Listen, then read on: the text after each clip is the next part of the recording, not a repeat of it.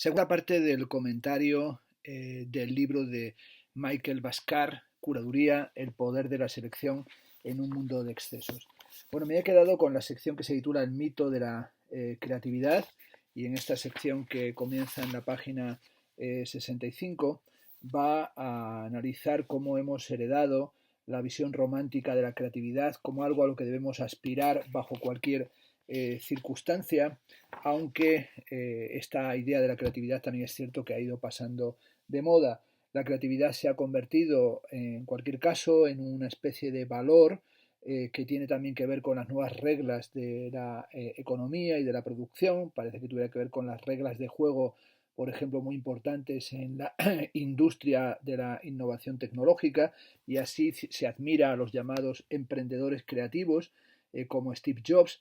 Este es a las personas que han creado cosas nuevas, pero también, dice Michael Bhaskar, a rentistas como Rockefeller o Carlos Slim. Y va a señalar cómo estas dinámicas del capitalismo que describió Schumpeter como formas de la destructividad creativa son en el fondo también esos modelos en los que constantemente hay que buscar lo nuevo o formas ingeniosas de transformar y modificar la realidad. En la página 71 nos dirá o nos recordará cómo el pensador Arthur Koestler escribió un tratado muy importante sobre la creatividad, en el que afirma que la creatividad, se trata más de una función del acomodo que propiamente de la búsqueda de la originalidad. De acuerdo con Koestler, la creación surgió de la síntesis de ideas ya existentes, de una nueva manera de ver las cosas.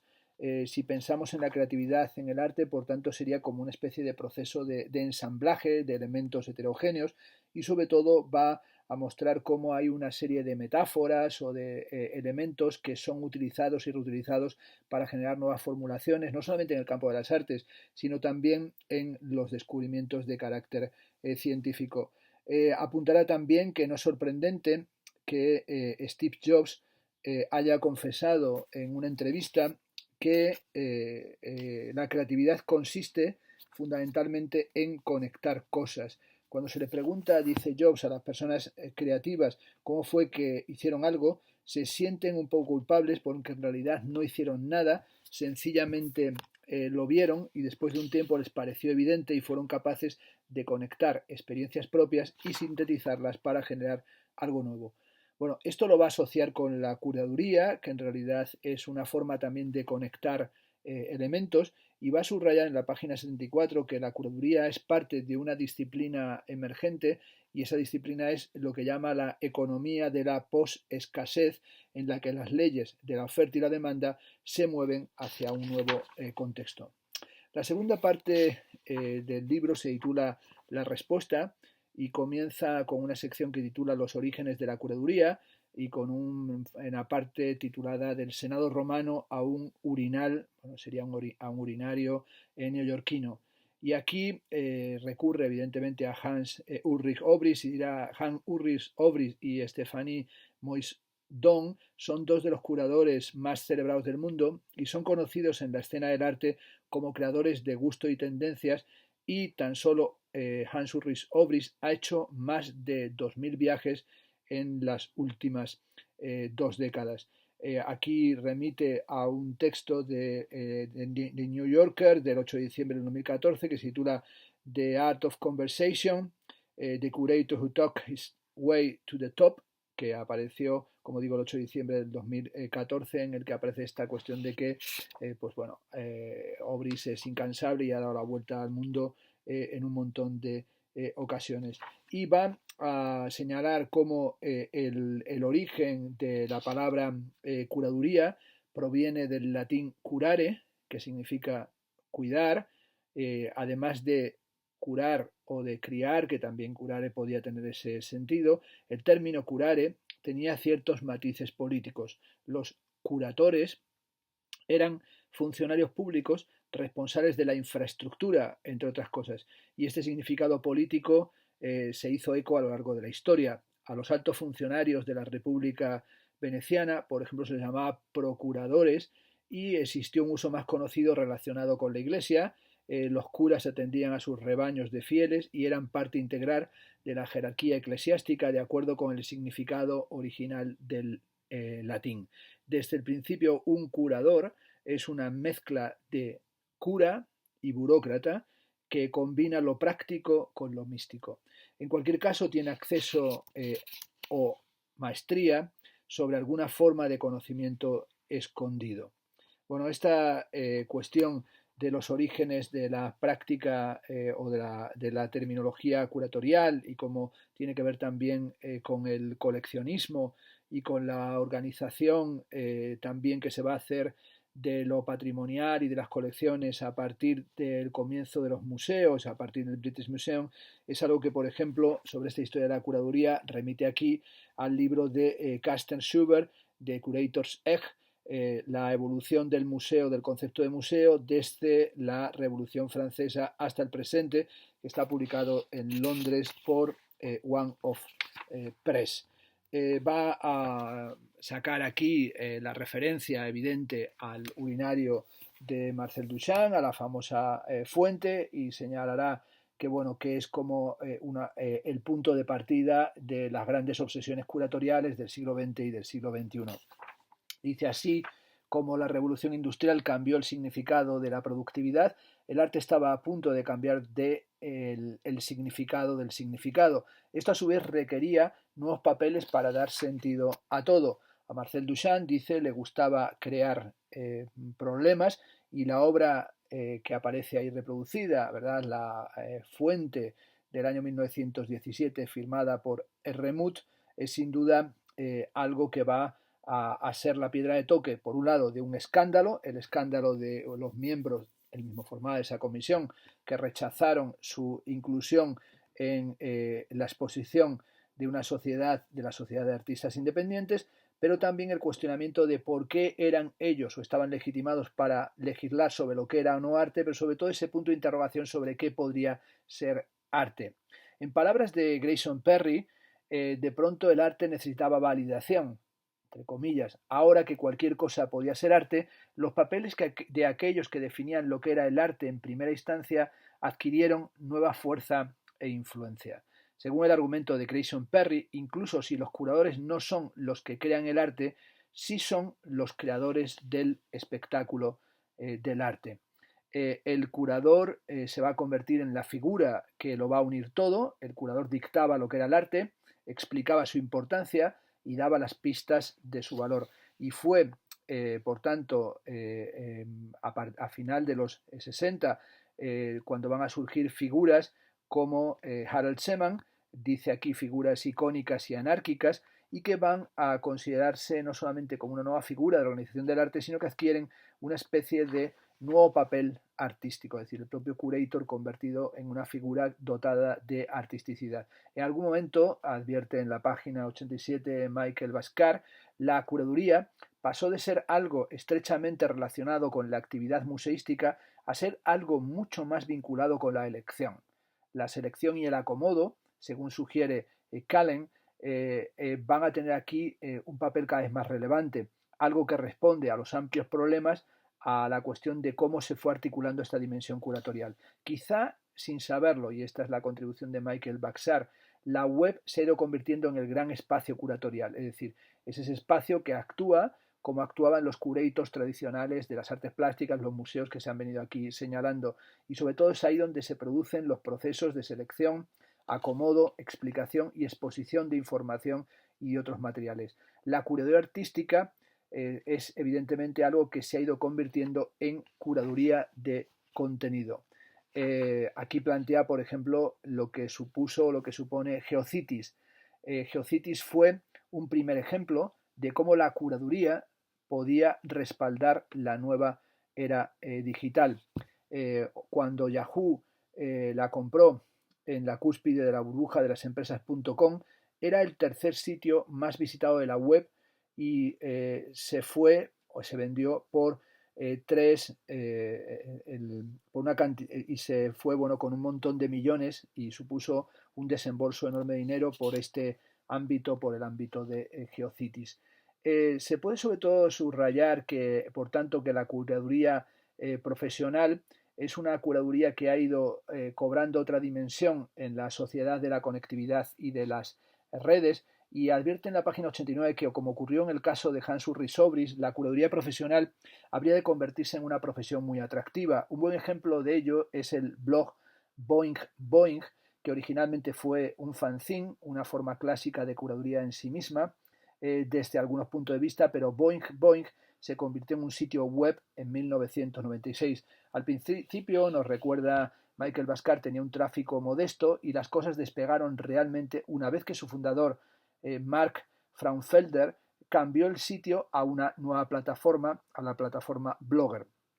Boing Boing tuvo entonces la posibilidad de redefinirse como uno de los primeros blogs con tracción significativa. Bueno, la curaduría, por tanto, que va a estudiar en este volumen, en este ensayo, Michael Bhaskar, es esa curaduría que pasó de los trasfondos políticos y religiosos, en sus orígenes latinos, a los museos y al arte, y ahora ha encontrado su nuevo ámbito de despliegue en la web. Y por tanto, la web va a necesitar nuevos curadores que a su vez se convertirán seguramente en celebridades como aquellas que estaban vinculadas al mundo de las artes plásticas, los museos y las bienales. En la página 92 advierte que Google está buscando la gente en orden descendiente, comenzando con lo más buscado, es decir, una curaduría de contenidos, una curaduría digital, una definición de curaduría, una curaduría social, herramientas de curaduría, es decir, una curaduría de todos los medios y que trata de atender a todas nuestras preocupaciones, problemáticas y deseos. Va a analizar también lo que llama los principios de la curaduría, el primero de los cuales aparece es el valor oculto, y dirá que para él la principal sugerencia es la de, en lugar de concentrarse en agregar más contenido al negocio, hay que prestar atención a la curaduría y lo que depende de ella. Y plantea, por tanto, así la cuestión. En tu negocio no se trata de tener más, se trata justamente de tener menos. El valor agregado no está relacionado con un aumento de la cantidad de información, tiene que ver con excluir lo que no es importante, es decir, dejar de lado aquello que no es valioso. La mayoría de los negocios no tienen, esto lo señala en la página 96, curadores, y sin embargo tal vez sea necesario que lo tengas porque hay curaduría y es necesaria la práctica curatorial allí donde es necesaria la acción de seleccionar y acomodar, porque es esta la que agrega valor. Lo que hemos llegado a llamar curaduría es en realidad la interfaz, el intermediario necesario para la economía de consumo moderna, una suerte de membrana o filtro encaminado a balancear nuestras necesidades y deseos frente a la enorme acumulación de cosas. En su sentido más amplio, la curaduría es una manera de administrar la abundancia. Por ejemplo, un aspecto relativo a la presentación o performance por mucho tiempo fue parte esencial de la curaduría.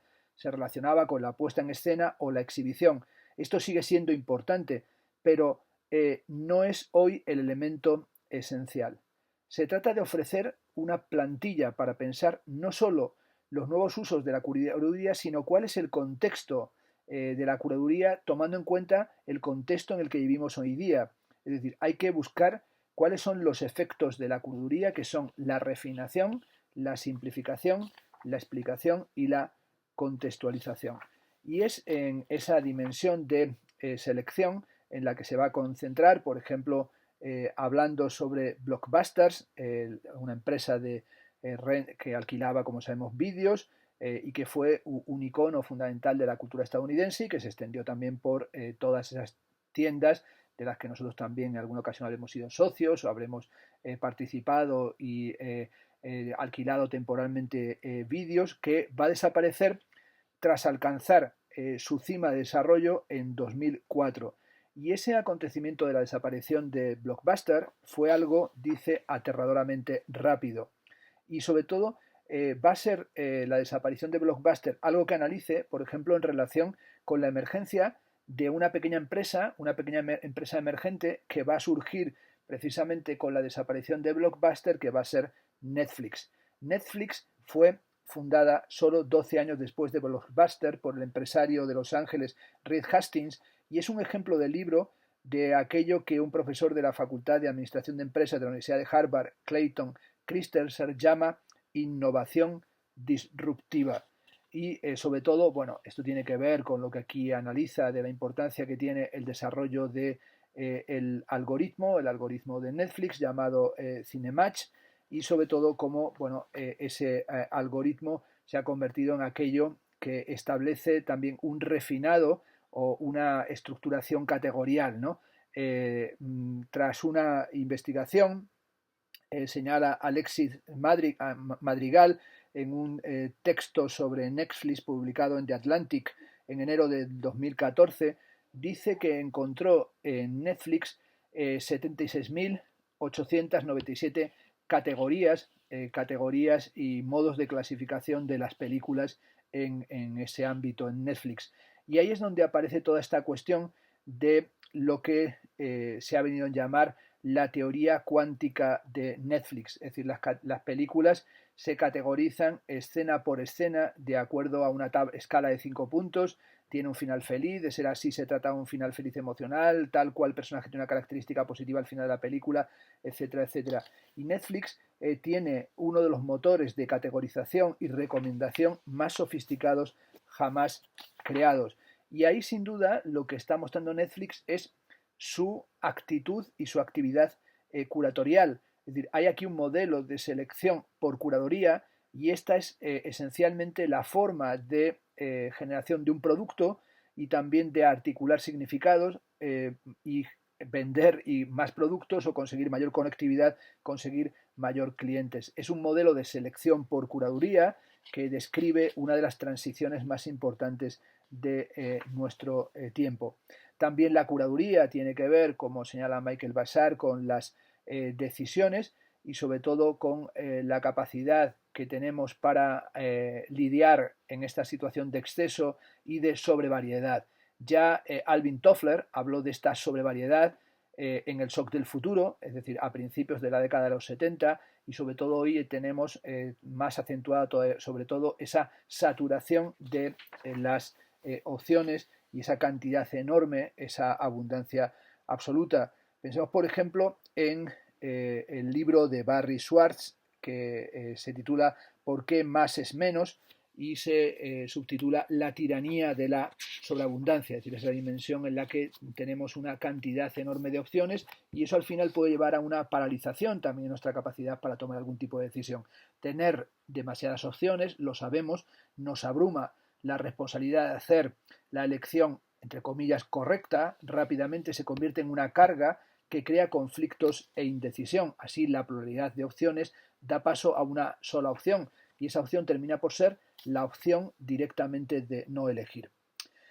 También dedicará un fragmento a la cuestión de lo que nos dice la plataforma y cómo lo importante no es que los curadores son seleccionadores, sino que se trata de seleccionadores expertos. Es decir, el valor de la curaduría nunca yace solamente en la selección, yace en una selección informada por un conocimiento que es un conocimiento que no se puede simular, sino que se trata de un conocimiento que aquí lo describe Michael Bashar como un conocimiento profundo.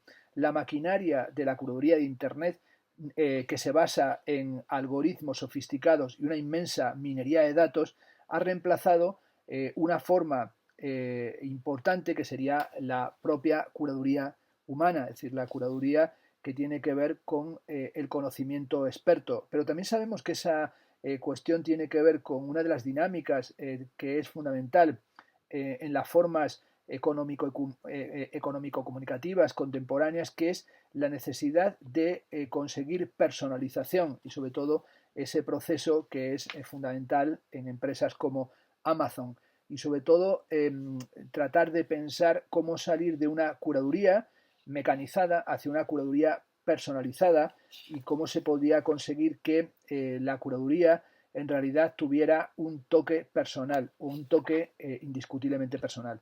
La selección, advierte en la página 27 Michael Bashar, hecha por expertos, es el principio nuclear de la curaduría. Los ejemplos que presenta en el libro se dedican especialmente al mundo de las ventas y se usan para ilustrar lo importante que se ha vuelto la selección para ayudar a los consumidores saturados, pero no necesariamente tiene que ser de este tipo. Si se vuelve a los primeros usos de la curaduría en los museos, los siglos de coleccionistas resultaron en cantidades incontrolables, fruto del modo en el que se tamizaron esas colecciones por parte de los curadores, de los que tenían el conocimiento experto. También va a analizar la cuestión del acomodo. Y nos recuerda cómo en el campus del MIT irrumpió un luto generalizado cuando llegó el equipo de demolición. Era el fin de una era. El arquitecto estrella Frank Gehry había diseñado el nuevo Stata Center con un costo de 300 millones de dólares. Las instalaciones de un centro de investigación de vanguardia diseñado para proyectar el rumbo del Instituto Tecnológico de Massachusetts hacia el siglo XXI, con el estilo característico de Gehry, con ventanas salientes y un conjunto de ángulos colapsados y planos abruptos. Gehry describió el edificio como algo parecido, dijo, a un conjunto de robots borrachos celebrando. Y aquí va a analizar cómo sobre todo va a aparecer este edificio que va a diseñar Frank Gehry como un espacio que se define como un espacio postdisciplinario, y este espacio tenía que ser innovador por dentro y por fuera. Venía a sustituir un edificio que había sido fundamental, sobre todo para una cantidad enorme de investigaciones e innovaciones que allí se habían realizado, que era el edificio 20, un bloque largo y descomunal que estaba en el mismo sitio y que tenía la reputación de ser el espacio más innovador de la Tierra, y era apodado la incubadora mágica, y demostró que en ocasiones lo único que hace falta es un espacio que sea un acomodo o un ámbito de acomodo diferente. Y ese espacio 20, que era el número 18 de la calle Vassar, nunca recibió un nombre formal y fue hecho con prisas en 1943, en plena Segunda Guerra Mundial, y se diseñó una sola tarde para albergar el Laboratorio Rojo. Esto es el famoso laboratorio de radares que ayudaría a los aliados a detectar los aviones nazis. Este laboratorio interdisciplinario de investigación del MIT, que se fundó aquí en el edificio 20, es, por ejemplo, el lugar donde inició Noam Chomsky su investigación sobre la estructura lingüística, basándose en áreas tan diversas como la biología y la computación. Este espacio fue entendido como una incubadora. Allí se hicieron investigaciones de ciencia nuclear, de sistemas de control, las nuevas teorías electrónicas, la tecnología acústica avanzada, el primer reloj atómico, también se investigó la física de las microondas. Se construyó de forma caótica y siempre se consideró como un edificio efímero, este edificio, el edificio 20, y a diferencia de las construcciones de ladrillos consideradas permanentes, era fácil de reconfigurar y si se deseaba se podía eliminar alguna pared. Y fue esa inusual flexibilidad la que hizo que el espacio tuviera esa dimensión de comunicación y de incubadora. Aquí menciona el libro, hablando del espacio 20, el texto de Stuart Branch, el de How Buildings Learn, cómo los edificios aprenden, y publicado en Phoenix en el año 1994. Cuando Pixar necesitó una nueva oficina, Steve Jobs insistió en que este edificio debería mantener unido al personal.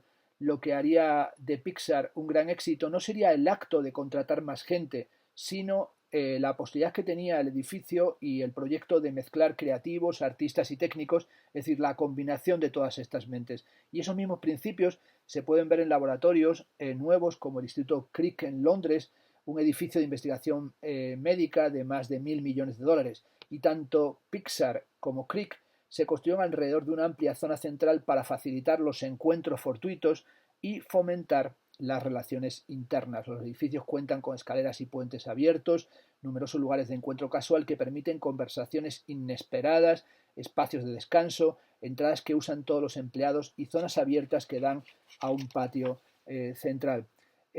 Tal vez esa idea de esos espacios de acomodo como espacios que permiten encuentros fortuitos tenga que ver también con lo que es la práctica de conectividad y la práctica de interrelación que supone la curaduría.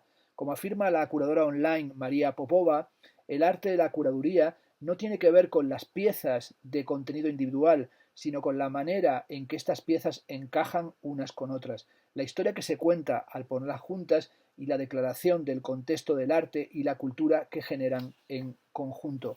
Esto es, tiene que ver con la importancia que adquieren en los sistemas la suma de las partes, es decir, la relación de un conjunto como suma de las partes.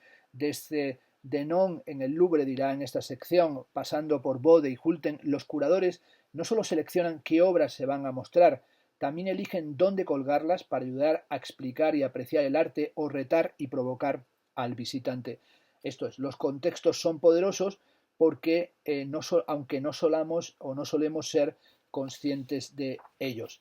Analizará también los arreglos artísticos y señalará cómo es fundamental la forma en que acomodamos y consumimos información y cómo ese consumo de información se ha convertido en un importantísimo negocio y la importancia que tiene también los diagramas y sobre todo la producción de diagramas y diagramas del conocimiento y sobre todo esa actitud de diagramar y de acomodar la información es el elemento central de Google, es decir, su misión es acomodar la información del mundo y sobre todo el discurso principal de Google es la selección. Esto es, Google nos garantiza o nos propone una serie de datos y sobre todo lo que nos ofrece son los mejores resultados de búsqueda posibles. Es decir, todos reducimos o tendemos a reducir nuestra búsqueda o a entrar en nuestra búsqueda a partir de aquello que nos ofrece Google y ahí es donde el legendario algoritmo de Google con sus cientos de variables es sobre todo lo que se podría llamar el más valioso motor de selección del mundo. En este sentido se puede decir que Google es el mayor curator del presente. Eric Schmidt reconoce en su libro How Google Works que Google lo que hace es curar Internet, es decir, que es el modo curatorial de Internet. El estilo de diseño de GeoCities puede ser el más adecuado para una página web, pero no para un motor de búsqueda. Google optó por la vía minimalista, una barrera de búsqueda, el logo y una lista de vínculos. Sin duda es esta manera en que se acomoda la selección en la pantalla la receta más secreta del éxito de Google y la razón por la que invierte en nuevos programas y diseños de conceptos como el gráfico de conocimiento. Bien, es verdad, no hay una sola manera de acomodar, ni una sola manera de diagramar, y por eso constantemente hay que estar planteando una redefinición de esos modos y de esos vínculos y de esa articulación, de esa edición que es lo propio del proceso de selección. El reto, dirá en la página 148 de la curaduría, no consiste en solo construir la experiencia necesaria para elegir bien, también tiene que ver con la construcción del conocimiento necesario para poder acomodar de acuerdo con el siguiente reto. No hay ni manual ni reglamento. Lo único que exige la curaduría es trabajo. Aquí voy por la página 150. Pensé que lo terminaría en un segundo vídeo, pero voy a dejarlo para el tercero, en el que abordaré la sección que comienza ya como los efectos de la curaduría, para luego desarrollar el capítulo que se titula La curaduría del mundo y el papel de la curaduría de Internet y lo que termina analizando que es la curaduría de negocios y la curaduría personal.